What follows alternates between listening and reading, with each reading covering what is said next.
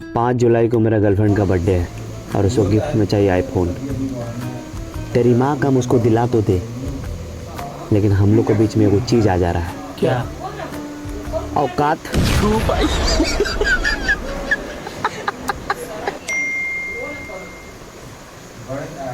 4 जुलाई को रात 12 बजे से अमेजोन और फ्लिपकार्ट पर साल का सबसे बड़ा प्राइम डे सेल लगने वाला है, जिसमें आपको आईफोन 2700 रुपये में मिलेगा।